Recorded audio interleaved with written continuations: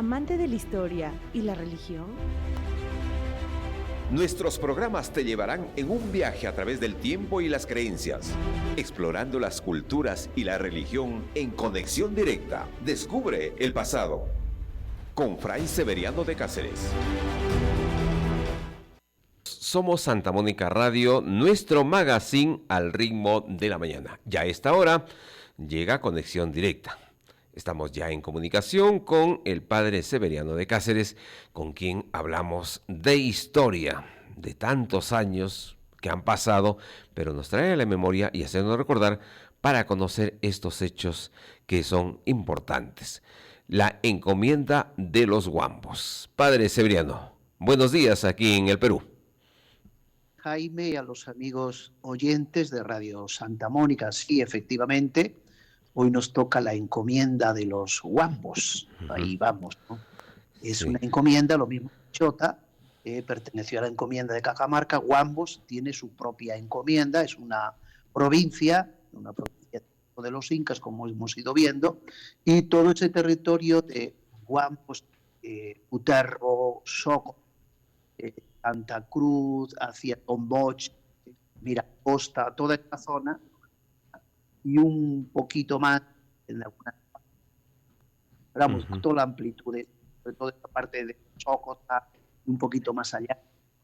Claro. La otra parte de Santa Cruz, la provincia de Santa Cruz, es la provincia de Wambos, y eso es una encomienda que tiene origen, Jaime, en un proceso de fundación, que era la villa donde Almagro había llegado. Ya Diego de Almagro el 6 de diciembre la conquistó, pero no se hizo oficial la conquista de la capital hasta que no llegó pues, el marqués Francisco de Pizarro, ¿no? Ya el 5 de marzo de 1505. Previo a la conquista oficialmente, ya el 3 de marzo del mismo año 1535, Pizarro convocó a 32 españoles. Se afincaron muchos que habían estado en la conquista de Caxamarca, ¿no? Con las huestes de Pizarro, quienes serán los vecinos que son beneficiados. Claro. Ay, padre, permítanos un momentito, por favor, padre Severiano, permítanos un momentito para ubicarnos mejor en la comunicación, porque la conexión, ya sabe cómo es en el Perú, y a veces se nos ponen apuros ahí. Padre Seve, sí, nos está indicando cómo vamos desarrollando esa cronología, pues la encomienda de Wambos. Sí, perfectamente, Jaime. Vamos a ver el internet si mejora. Ahí está. Entonces, desde el 5 de marzo, cuando Pizarro reparte las encomiendas a aquellos que le habían acompañado en la conquista de Cajamarca, que es la conquista del Perú, ¿no? Entonces, estos vecinos se reúnen, estos españoles, con Pizarro, están ahí en Trujillo, y comienza él a repartir las encomiendas. Nos interesa la zona nuestra, por ejemplo, ya hemos hablado, que se hallaron allí presente Melchor Verdugo, al cual le dan la encomienda de Caxamarca. Diego de Aguilera le dan la encomienda de Huamachuco, esa zona nuestra de Asunción. Y Lorenzo de Ulloa y Rivera le dan la encomienda de los Wambos. Entonces, la encomienda de los Wambos la crea Pizarro y se la entrega a Lorenzo de Ulloa y Rivera. Bien, como Lorenzo, eso te lo entregan 35, pero ¿qué acontece con los años? Vamos a ir para adelante y para atrás, ¿no? Resulta que como Lorenzo de Ulloa se declaró opositor a Gonzalo Pizarro y leal a la corona, al rey de España, entonces, ¿qué le va a ocurrir más tarde, pasando unos años, a Lorenzo de Ulloa? Pues que le quitan la encomienda de Wambos, que le había otorgado Francisco Pizarro, y le privan de los beneficios de los servicios de los indios y el tributo, por la lealtad que Ulloa tuvo al rey. Y el acompañamiento que hizo al licenciado Pedro de la Gasca, que era el que había enviado el rey para pacificar Perú, en cuestión de los españoles que estaban en guerras entre ellos. en la persecución también de Gonzalo Pizarro. La encomienda que le fue concedida por el gobernador Pizarro el 5 de marzo del 35 se le vuelve a dar después, o sea, se le quita a los pocos años cuando comienza esa guerra, y se le vuelve a dar el 7 de diciembre de 1548. Fíjate, primero se le da Pizarro, está unos años ahí, el Lorenzo de Ulloa y Rivera. Como hay una guerra entre los pizarristas y almagristas, el encomendero de Guambos, Lorenzo de Ulloa y Rivera, es fiel al rey. Entonces le quita al Pizarro, los pizarros le quitan la encomienda. ¿Y qué ocurre? Cuando ya son vencidos los pizarros y el rey ya se hace de nuevo con Perú como territorio, ¿no? Pues el 7 de diciembre de 1548 se le vuelve a dar. Y se le vuelve a dar en estos términos. Y aquí sí hay un documento oficial, que ese documento oficial que voy a leer, que está en el Archivo de Indias. O sea, hablamos de documento de Archivo de Indias, que está en Justicia, se llama el documento 430, número 1. Entra uno en el Archivo de Indias, Justicia 430, y está uno de los folios, el folio 92, de ese escrito que habla de la encomienda de los Guambos, dice: debe y es obligado a hacer atento, lo cual es justo que de parte de su majestad se os haga merced y gratificación en alguna remuneración de ella. Por la presente, en nombre de su majestad, confirmo en vos el dicho Lorenzo de Ulloa, la encomienda del repartimiento de indios que en voz hizo el dicho marqués gobernador don Francisco Pizarro en la provincia de los Guambos, términos de dicha ciudad de Trujillo. O sea, todo esto sabe que pertenece siempre a Trujillo. Era la ciudad que tiene, pues fíjate hasta dónde se extiende la ciudad. O sea, era como una subgobernación. Desde la provincia, desde el pueblo de la capital, Trujillo, pues se va gobernando todo.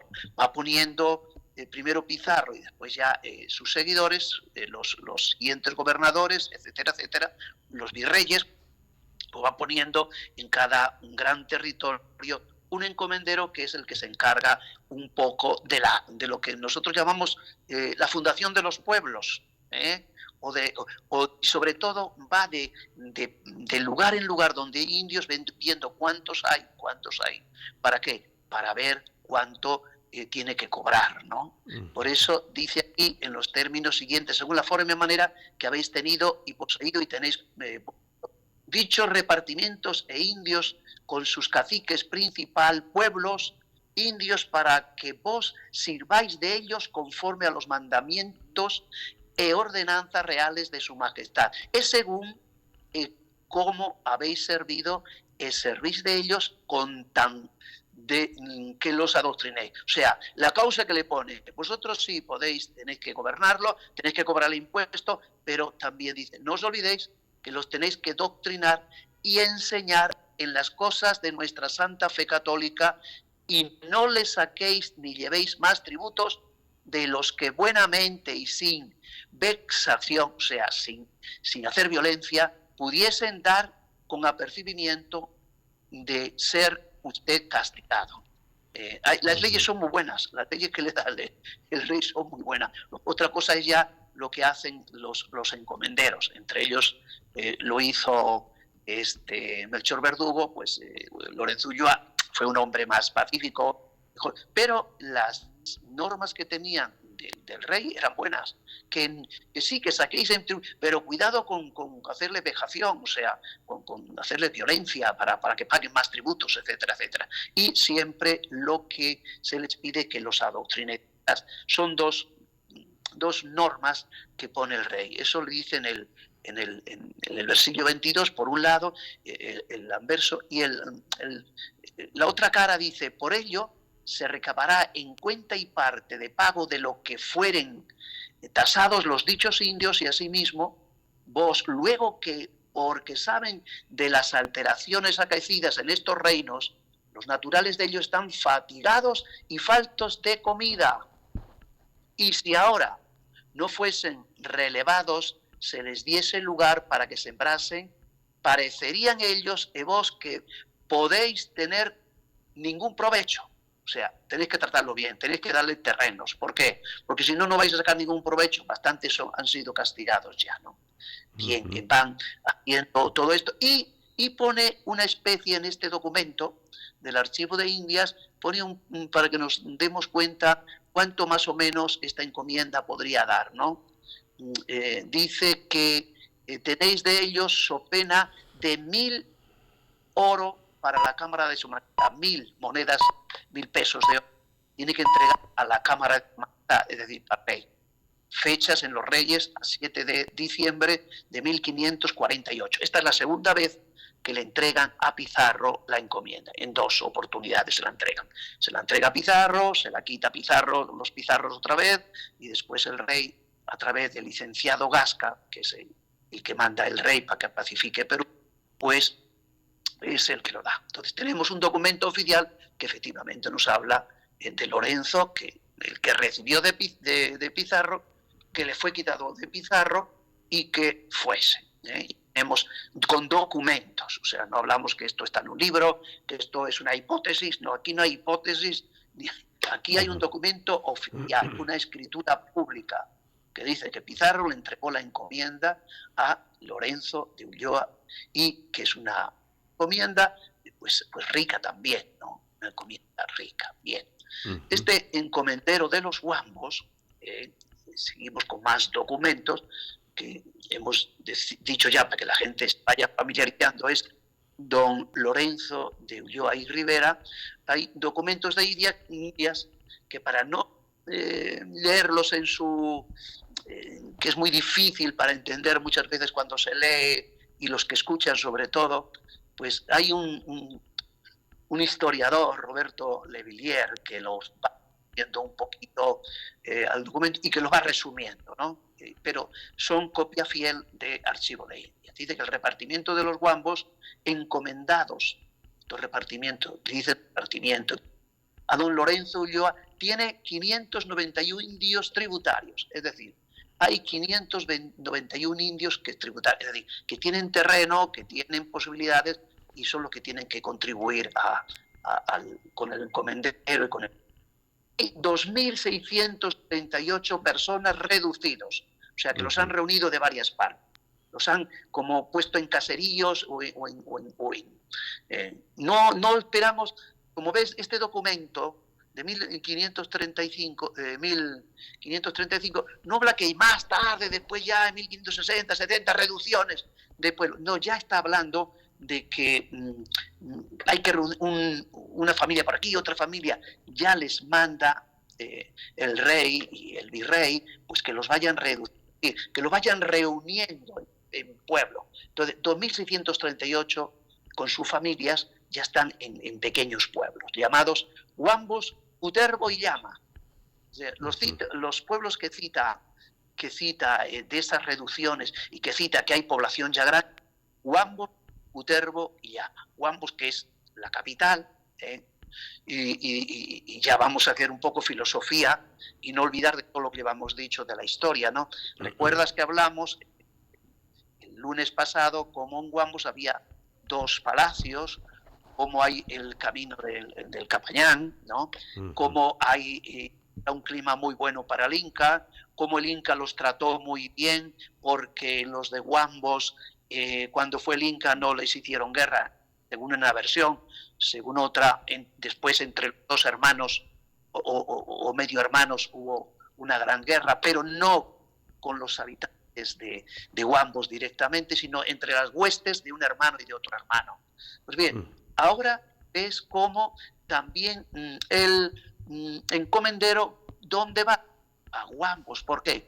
Porque si el virrey estaba ahí, quiere decir que hay riqueza, que ahí hay buena comida, es decir, no es pobreza, hay para comer, que saben ya por lo que le van comentando y van los escribanos y los historiadores que llevan los conquistadores consigo, pues van resumiendo cómo era antes toda esta zona. Y este encomendero, ojo, voy a elegir Huambos, y Cutervo y Llama, esos 3 pueblos, sobre todo cita.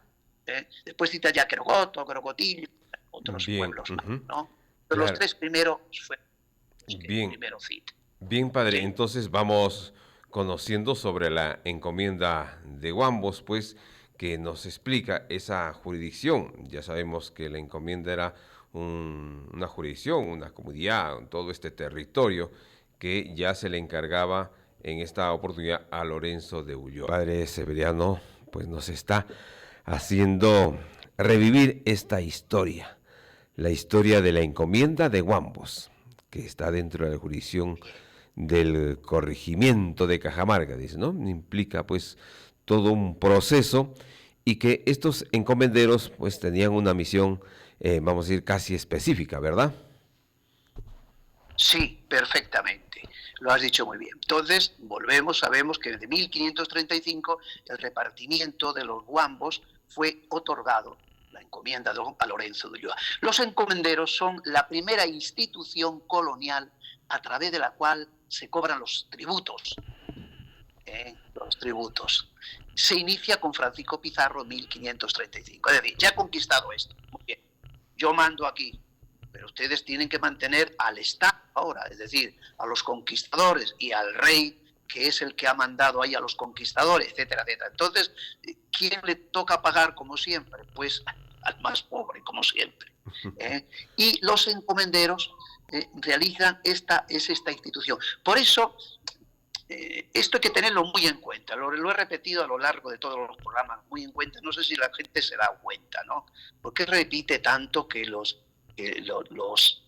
encomenderos son los tributos, se habla muchas veces, ¿no?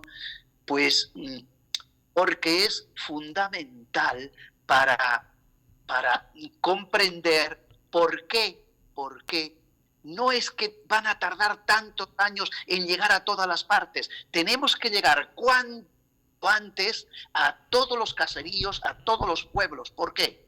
Cuanto más tardemos en llegar, es decir, cuanto más tardemos en poner ahí una persona en Guambos, en Cutervo, en Llama, más vamos a tardar en recaudar impuestos. Por tanto, estos pueblos no son tan tardíamente, como también se dice de Guambos, que dicen 1560 Juan Ramírez. Sí, a eso es verdad, que Juan Ramírez fue y estuvo doctrinando en Guambos, es una verdad. Que fue 1560 al 63, eso es verdad. Pero ya Guambos estaba fundado también, por esta verdad que te digo, porque el encomendero tiene necesidad, además se lo han puesto ahí, si ve después el virrey o ven después el rey, al analizar a través del Consejo de Indias, van analizando, oiga, usted aquí no hay impuestos, no hay todo lo que hemos invertido, todo lo que hay que invertir ahora para ir gobernando más, no nos alcanza. Y el mismo encomendero, a mí me ha dado esto porque yo he hecho un servicio a Pizarro, yo le he acompañado en la conquista de Cajamarca, y el rey también porque le he conquistado para él un imperio. Entonces, a mí me pagan ahora con una encomienda. No me voy a quedar con los brazos cruzados tocándome la barriga en Trujillo, que es donde vivían los encomenderos, normalmente, claro, en la ciudad de Trujillo. Sino que hay que trabajar. Para eso tienen ellos, como vimos con Melchor Verdugo, pues grandes ejércitos, pequeños ejércitos, cada uno lo que podía, ¿no? Esto es muy importante. ¿Cuál es la labor del encomendero? Y el encomendero, cobrar los tributos. Por tanto, tienen que ser pilas, para aquí y para allá, no paran a caballo, venga, todo el día. Estos no descansan. Cuando lleguen a más lugares, más impuestos van. Es decir, ellos mismos van a tener mejor paga. Bien, esto fue de las encomiendas, llegó hasta 1565. Y ahí fueron revelados por los corregidores. Que tú has dicho, los corregimientos, eso va después. Primero fueron encomiendas. Hasta 1565. De 1565 en adelante fueron relevados, ya los quitaron por excesos y porque vieron que no funcionaba y porque vieron que había mucho descontento. Digo, vamos a poner ahora corregidores, vamos a corregir estos disparates que se han cometido, ¿no? Con un corregidor. Entonces, pasando los primeros, Es decir, los encomenderos no dicen, bueno, no os preocupes, a ti te quito, yo te dejo una renta a ti, es decir, como una jubilación, ¿me entiendes? O sea, los encomenderos, para que no se subleven, les dan un pago, una jubilación, por decirlo de alguna manera, buena. Y progresivamente todo esto llega hasta finales del siglo XVI, inicios del XVII. Bien, los encomenderes tenían la obligación de mantener, ojo, una de sus obligaciones, a los doctrineros. O sea, de todos esos impuestos tenían que tener, muy importante, el rey de España ha dicho, tenéis que tener doctrineros, es decir, evangelizadores, que esta gente, lo que yo quiero es evangelizar, que tengan mi fe, ¿no? Fueron los mayores, estos encomenderos fueron los mayores potentados de las colonias en su época, eran los que más dinero tenían, en Polonia, ¿no? En 1549 se excluye del tributo al trabajo obligatorio, servicio personal de indígenas. Hasta 1549 habían abusado los encomenderos no, tú tienes que trabajar para mí. No.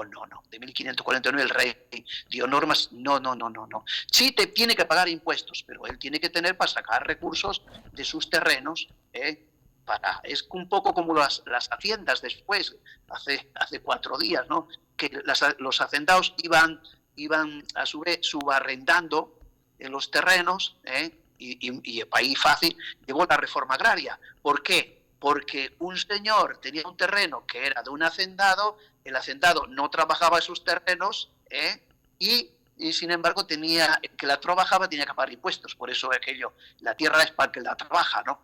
El famoso Velasco, Alvarado, el general. Bien, en 1551 se manda privar de sus indios a los encomenderos que no pongan suficientes religiosos para adoctrinar a los tributarios. Fíjate, ¿por qué te estoy dando estas fechas y estos acontecimientos? Hablamos siempre, 1552 se funda, dice el apócrifo, ¿no? Es falso.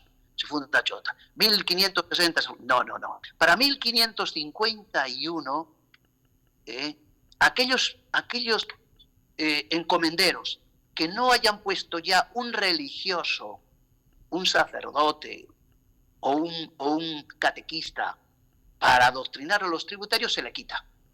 Es decir, para 1551 ya tiene que estar fundado, vamos, porque si no... ya hay sacerdote ahí, que toda esa zona, o varios sacerdotes, o varios frailes.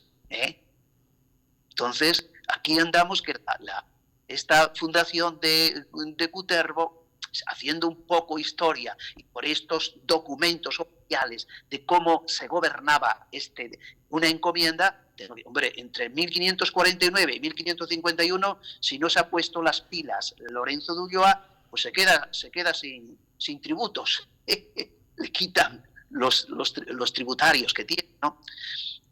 Otro dato, en 1560 se establecen que las hijas que sucedan en posesión de encomiendas deberán casarse en el plazo de 1 año, porque a veces, muere Lorenzo Ulloa, ¿a quién va? Pues a su esposa o a la hija mayor. Bueno, pues tiene que casarse, a fin de que el marido sirva las cargas propias de todo encomendero. La mujer no va a poder ir para caballo, para allá, corriendo, no. Tiene que tener otro dato más de las prisas que tienen las encomiendas de tributar. 1560, documento oficial, no estamos hablando de hipótesis, ni de tesis, ni de nada.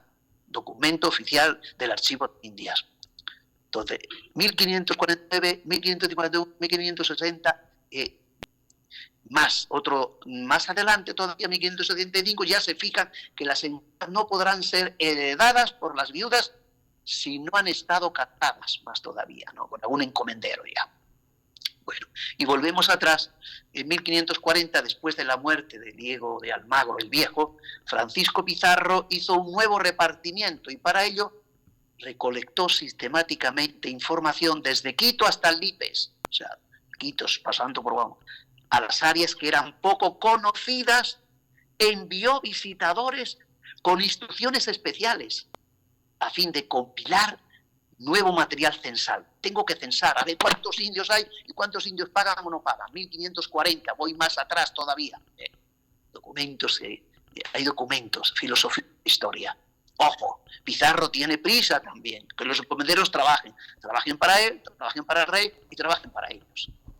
Entonces, el marqués Francisco Pizarro dio instrucciones a Cristóbal Barriento para la visita que había de hacer a las provincias de Huambos, Casamarca y Huamachuco el 4 de junio de 1540. Ya va recorriendo, hay una visita, un visitador que lleva un escribanos, que lleva soldados, va recorriendo todas estas zonas.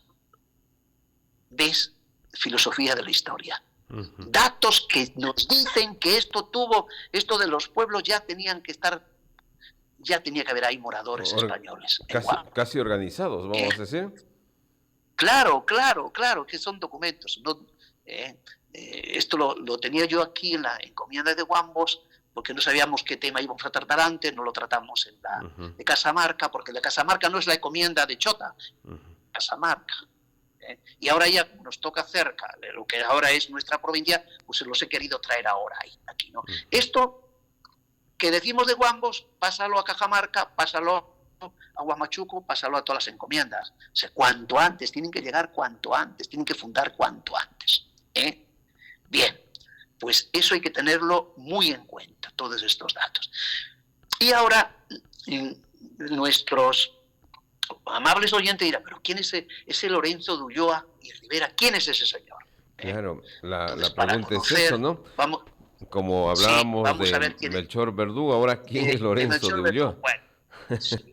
Pues este Lorenzo de Ulloa inició la marcha al Nuevo Mundo, lo que se llamaba aquí el Nuevo Mundo en España, e hizo fortuna.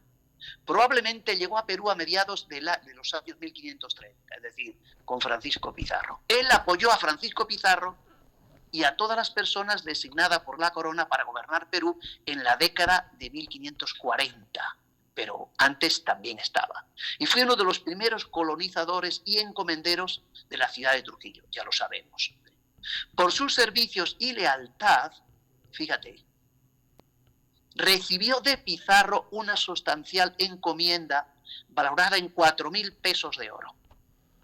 4.000 pesos de oro valía la encomienda de los Huambos.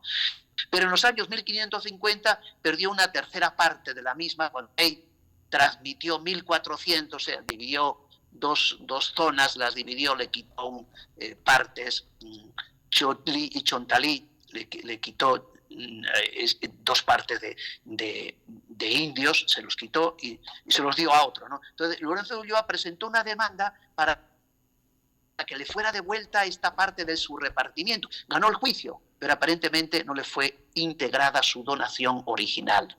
En cambio, porque había perdido eso, le dieron otros 1.200 pesos, para que hombre no se quejara y bueno, y si había seguido ganando, pues mira, te damos y ya con esto te quedas contento. Entonces, cuando Ulloa perdió parte de su encomienda original, inició esta causa legal, ¿no? Llegó hasta después fue su esposa, doña Ana de Angulo, y su hija también siguieron con el juicio, bueno, por activa y por pasiva. Bien, volvemos atrás. Ulloa llegó al Perú relativamente pronto, aunque después de la primera ola de participantes de la conquista, que contó con cacereños como Francisco de Godoy y de su primo hermano Lorenzo de Aldana, no deja de ser extraña la inseguridad de su posición, aunque sea innegable. Lo ocurrido a Ulloa en Perú denota su marginalidad. Recibió una encomienda en Trujillo, en vez de una de las otras ciudades más importantes como Lima o Cuzco. No lo recibió de Cajamarca tampoco, recibió la de Huambos, que era más pequeña, por supuesto, que la de Cajamarca. Es cierto que sus hijas se casaron después con encomenderos, pero también ellos estaban asentados en centros de segunda importancia. Bien, no ha tenido él tanta importancia como tuvo en su encomienda Melchor Verdugo. Lorenzo de Ulloa probablemente fuera un hijo ilegítimo, y esta puede haber sido una de las razones de su posición no fuera equiparable a los otros hidalgos de Cáceres, de la ciudad de Cáceres y de la provincia, con los que no se relacionaba muy estrechamente. Parece que era un ciudadano de segunda. Por lo visto, nunca figuró entre los acompañantes de Gonzalo Pizarro, Mientras que vemos que Melchor Verdugo sí fue, aunque sea caminando, y después cuando conquistó ya Cajamarca, pues le dieron dinero y se compró un caballo, etcétera, etcétera, que lo hemos visto en anteriores programas, ¿no? Este hombre no tuvo la suerte, no recibió tanto dinero como Melchor Verdugo, porque no participó en la conquista de Cajamarca. Bien. Sin embargo, es una persona... Sí, vamos a la pausa, me dice. Hablando de la encomienda de Huambos, también el encomendero de Huambos, don Lorenzo de Ulloa y Rivera, pero conociendo quién es Lorenzo de Ulloa, padre.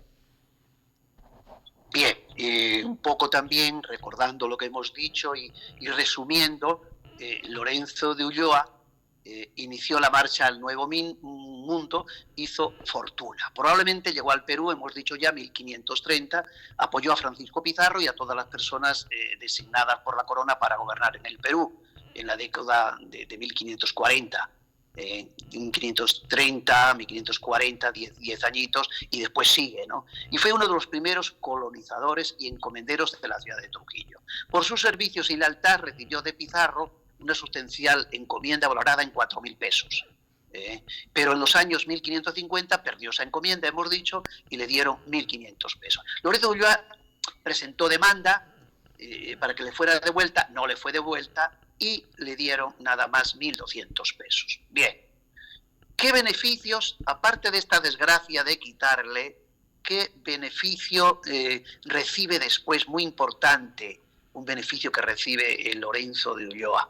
Hay una colección de documentos inéditos para la historia de España, que la escribe en una fuente del Valle, don José Sancho Rayón y don Francisco Zabalburu, y ahí encontramos documentación del Archivo de Indias, que toman ellos, relación de las personas que en Perú tienen indios y otras mercedes, que en algunas de las alteraciones pasadas han sido infieles al servicio de su majestad y después le han servido, y de otras que también han sido infieles y pretenden mercedes. Entonces ahí va repartiendo y tal, y dice así: acrecentamiento que hizo el conde de Nieva, virrey del Perú. A Juan Verdugo le acrecentó 600 pesos de renta cada año, teniendo 90 de renta situados por el marqués.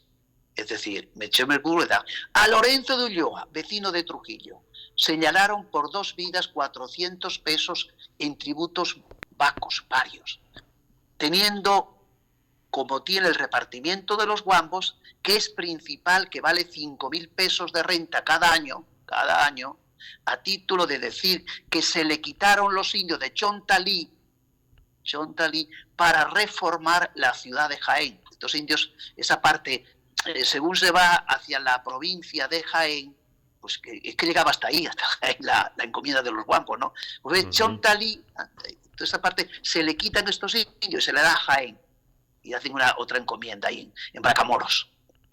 Los cuales indios del dicho Chontalí, el dicho Ulloa jamás los tuvo ni poseyó, dice, aunque trajo pleitos sobre ellos que los pretendía por cercanía, eran de él, y porque en tiempo de los ingas pasados decía que eran sujetos al cacique de los dichos guapos. Ellos seguían, como ven, en los territorios, en las encomiendas, todo lo que venía del imperio incaico. ¿No? Hasta dónde llegaba Huambos, hasta aquí, la raya, todo eso era para allá, llamaban, que ahí estaba después Ecuador, etcétera, etcétera, ¿no? Y así fue demasiado dicho el acrecentamiento. Es decir, hubo una gran riqueza después que recibió, no fue, llegó pobrecito, pero una gran riqueza. La encomienda de Huambos, al parecer, después ya mucho más tarde, en 1695, parece que fue a parar lo que tributaban al Colegio Real de San Felipe de Lima, que no era cosa muy, muy normal, pero parece que la corona quiso, a este colegio limeño le quiso dar. Bien, seguimos con los orígenes de Ulloa, ¿no? Hemos dicho que es considerado importante, dado que se puede aportar. Es un nobiliario de Extremadura, en el nobiliario, hablando sobre los apellidos Ulloa, y que dice: gallego muy antiguo y noble, extendido con la reconquista hasta el sur de la península, radicado desde mediados del siglo XIV en Cáceres, donde entroncan con los más ilustres linajes: Acosta, Ponte, Carvajal, Colfín, Obando, Saavedra, Sande, Torres, Zúñiga, que son familias ricas de Cáceres. Fueron creados después, mucho más tarde, en 1774, condes de Ulloa de Monterrey, o sea, los sucesores, los tataranietos de eso. El escudo de armas de Lorenzo de Ulloa, fíjate, ya tiene escudo de armas, esto es muy importante, es ajedrezado de 15 piezas, 8 de oro y 7 de gules, cargadas estas con 3 franjas de plata cada una, de linaje muy antigua. El memorial de Ulloa le señala un jaquelado de 15 caques de oro. Bien, bueno, con bobadas para que conozca un poco, que también tiene, el que tiene un escudo de armas es que es un millonario, ¿sabes? Por eso, esto es filosofía de la historia, un poco, para que sepan cómo terminó este hombre y quién era esto. Y después, en el archivo de Indias también hay otro dato muy importante. Lorenzo de Ulloa es natural de Cáceres, señor de Malgarriga, caballero acaudalado del Nuevo Mundo. En 1523 ya es capitán de Garay, gobernador de Jamaica, también estuvo antes. Y vencido por Cortés, se traslada a Perú y participa en las guerras del Inca, ¿no? Participa después, o sea, había estado ya en otros territorios americanos, ¿no? El historiador, otro historiador también que habla de él, dice que hace una aportación importante, por supuesto, a Lorenzo de Ulloa. Tenemos la lista detallada de todos los participantes en la expedición, porque el 26 de mayo de 1532 y nuevamente el 24 de junio de ese mismo año se realizaron sendos alardes en los que se registró ante escribano de la Armada todos y cada uno de los participantes. Lorenzo de Ulloa ahí figura como un soldado, una espada, un puñal, una rodela, una ballesta de armas y armas de tierra. Entonces, fíjate, algunos historiadores no lo presentan como que llegó a Cajamarca y recibió de Cajamarca, y otros historiadores sí lo presentan. Otro dice, no, yo tengo aquí del archivo de Indias que efectivamente entre la lista oficial la tengo aquí, y de esta lista oficial es efectivamente entra él como participando ahí en la batalla esta, ¿no? Importantísima para ganar. Vas viendo también cómo cuando no cito oficialmente un documento del archivo de India, que se no falla, cuando me fijo en historiadores de la época, incluso que han escrito sobre la conquista de ahí de Perú, pues no todos coinciden. Esto es fácil, porque hay diversas versiones. Entonces, eso hay que tomarlo con pinzas. ¿Hasta dónde? Bueno, pues puede ser que sí, puede ser que no. Pero lo que decimos que es archivo de India, pues decimos que es oficial. Eso no hay vuelta de hoja. Bien, pues vamos a seguir hablando de este hombre, porque tiene referencias en el archivo de Indias por activa y por pasiva en varios lugares, ¿no? Sí. Voy a pasar documentos, es que tengo muchos documentos del archivo de India, muchas padre, páginas. Claro, sí. Excelente, sí. Porque luego vamos a hablar sobre beneficios a Lorenzo de Ulloa en Huambos, ¿no? Sí. Incluso los orígenes de los Ulloa, pues cómo surge esta familia. Estamos conociendo a don Lorenzo de Ulloa y Rivera, King Lorenzo Ulloa, y decíamos, padre, conocer los beneficios a Lorenzo de Ulloa en Huambos. Perfecto, pero te estaba diciendo que tengo creo que son 50 páginas con documentos oficiales del archivo de India, y como tiene datos, voy a leer no todo, sino datos importantes para Huambos y para personajes que todo el mundo a veces confunde de Huambos, me parece interesante leer algunos, para que vean. Bien, hay un documento del archivo de India, es oficial, ¿no?, que dice: en la estancia de Chancay, ya está Chancay, pero es Chancay Baños, de la jurisdicción de los Huambos, en 3 días del mes de junio de 1600 años, más tarde el capitán Juan, etcétera, etcétera, ante mí, escribano público y testigos de sus escritos, parecieron presentes don Sebastián Nilalingón, gobernador de la provincia de Caxamarca, de una parte, y de otra, Cristóbal Tantalián, con elle, Tantalián, no Tantalián ni tanto. Es que hay, estoy importando, ¿no? Documento oficial, Cristóbal Tantalián, gobernador de la provincia de los Guambos, pero hablo de 1600. Bien, gobernador de la provincia de los Guambos. Y dijeron que por la repartición general hecha por el dicho corregidor en la ciudad de Trujillo el 2 días del mes de septiembre del año pasado de 1598, en virtud de la provisión que para ello tuvo de su excelencia el virrey, etcétera, etcétera, dicha estancia por don Lorenzo de Ulloa para la guarda de los ganados, etcétera, etcétera, dice más adelante.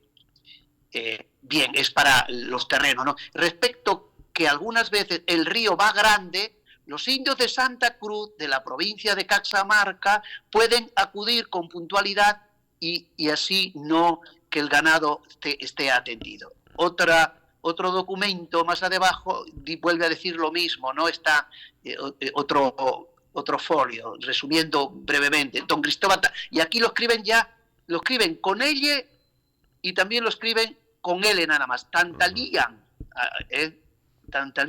no tantalean, sino tantalían.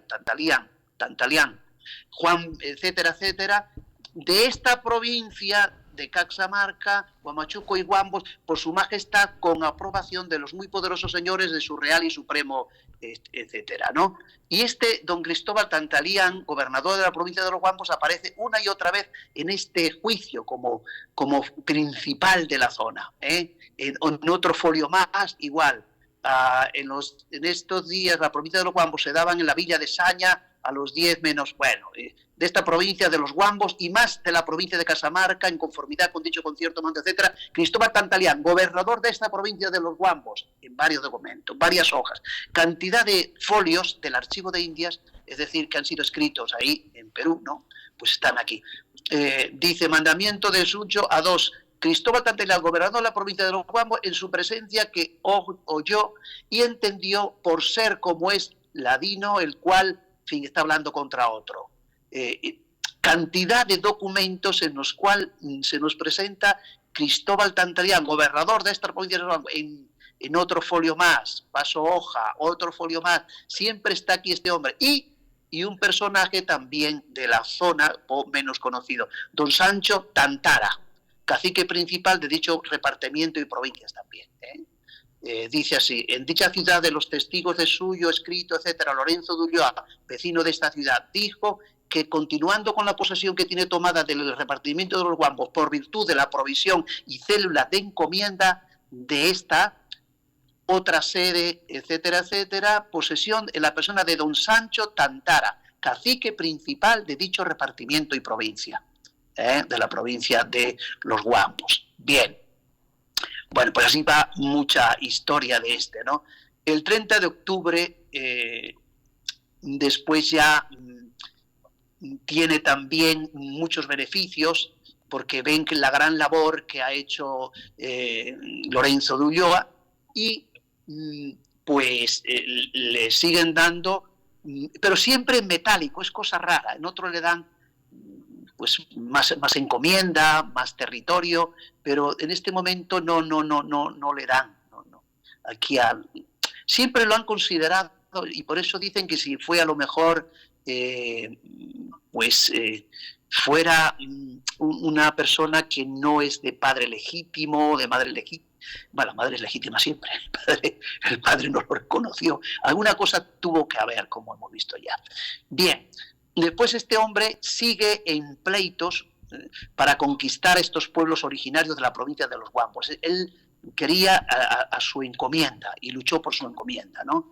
Desde 1563 al 64, en acta de posesión del repartimiento, otra vez, por segunda vez, de la provincia de los Guambos, en la ciudad de Trujillo, pues hablan de esos indios que dicen, no, pero también tengo indios que estaban en el pueblo de Corocoto, que estaban en Achán, que estaban en Cutiri, Cutiri es Cutervo, que estaban en Mullibamba, Mullibamba, estaban en Callot, Guambo, y sus respectivos caciques, los caciques de Callot Guambos, caciques Mitimaes, localizados en los lugares Pariamarca, Guambo Cancha, en el pueblo de San Antonio de Casamarca. O sea, tiene indios por acá, por allá, ¿por qué no me los dan otra vez? Y hacia 1549 los pueblos de Guambos fueron, esto sí, ya que vaya sonando, Querocoto, ¿ves? Querocoto, que hasta ahora no había sonado, Querocoto, Achán, Cutiri, que es Cutervo, Mullibamba, Callot, Guambo. Probablemente son los mismos pueblos encomendados por Francisco Pizarro a Lorenzo de Ulloa en 1535. O sea, lo que te he dicho antes, que comprende toda esa zona. No son citados en los primeros documentos, pero son citados después en otros documentos, en concreto ahora ya en 1549. Es decir, filosofía de la historia un poco. 1549 era Pate Querocoto, Achán, Cutiri, Cutervo, Mullibamba, Callot, Guambo, etcétera, etcétera, pueblos a punta pala. Entonces quiere decir que esos pueblos ya estaban, pues hombre, ahí había personal español para cobrar los tributos, y que esos pueblos para 1549 pues estarían ya como pequeños pueblos españoles. Esto es lo que se va. Hay documentación, y estos son lo que estoy leyendo así de corrida, porque si no es muy largo y muy pesado, y algunas cosas no van a entender, pues porque el castellano antiguo, ¿no? Y después lo sigue hablando ya de este centro administrativo de los Guambos, que fue, dice, fíjate, centro principal administrativo de los Guambos, fue el pueblo de Querocoto, otra vez por evidencia de las edificaciones, Pacopampa, residencia del cacique principal don Sancho Tantarrica y Tantarica, o Tantariquira, los pueblos de Jachán, Cutiri, Mollebamba, otra vez. O sea, cada vez van saliendo más pueblos y más pueblos. Entonces, el repartimiento de los Guambos, encomendado a Lorenzo de Ulloa, ya tenía 591 indios tributarios, 2.638 personas reducidas, que hemos dicho también antes, y los llamados, los centros más importantes siempre sí fueron Guambos, Cutervo y Llama, pero siguen la cantidad de otras partes, ¿no? Entonces, después ya, a tu pregunta, que le dieron beneficios, sí le dieron beneficios. Después ya le dieron en Guambos pues más indios tributarios. Tenía 900, pues le dieron después 1.500, y después ya subieron los que también pagaban 2.155, y contribuciones obligatorias también subieron, y otros migmas y otros de otras pequeñas encomiendas les quitaban unos cuantos a esos encomenderos y se los daban. O sea, parece que tenían un poco compasión de este señor, ¿no? Bien, pues eso es un poco la historia, porque creo que el tiempo ya se nos ha ido, de este señor, ¿no? Tengo muchos documentos oficiales, ¿no? Que claro, leyendo pues hay mucha riqueza y tal. Pero bueno, para que se vaya enterando un poco, pues no podemos ir documento por documento. Centramos un poco. Era un señor de Cáceres, era un señor que no fue mirado al comienzo muy bien, porque seguramente no era hijo legítimo. Sin embargo, unos lo colocan en la conquista, otros dicen que no. Ahí no puedo afirmar yo, no me puedo inclinar por ninguno de los dos. Sí afirmo los documentos que son oficiales del Archivo de India, ¿no? De los pueblos que tiene, de la rapidez que va presentando, de cómo le quitan esas dos zonas, y cómo él las quiere recuperar, cómo le van haciendo beneficios en plata para que se resarza un poco. Pero bueno, un señor de Cáceres, un conquistador más, como fue también seguramente de Cáceres también, era de Ávila, perdón, Melchor Verdugo era de Ávila, descendiente de Ávila. Este sí es de los conquistadores, que fue, por supuesto, beneficiado por su paisano, que era Pizarro, que también era de Trujillo, ¿no? Cerquita a Cáceres, muy cerquita, unos 50 kilómetros de Cáceres. Esta es la historia, y seguiremos. Creo que estamos en el tiempo, ¿no? Sí, padre. Efectivamente, lo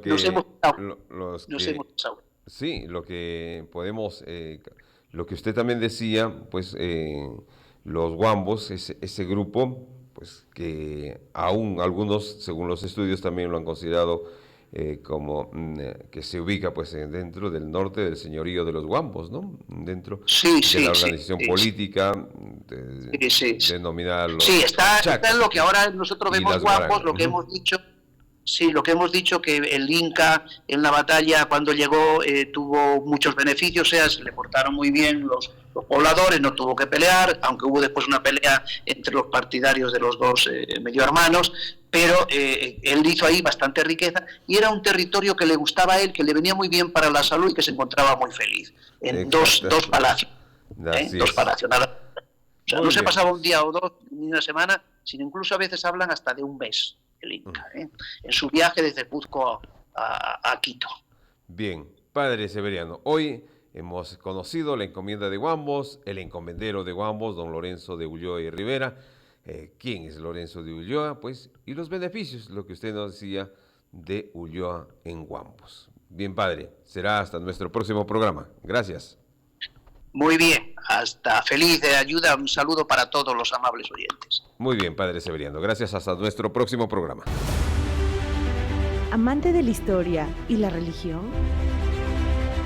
Nuestros programas te llevarán en un viaje a través del tiempo y las creencias, explorando las culturas y la religión en conexión directa. Descubre el pasado,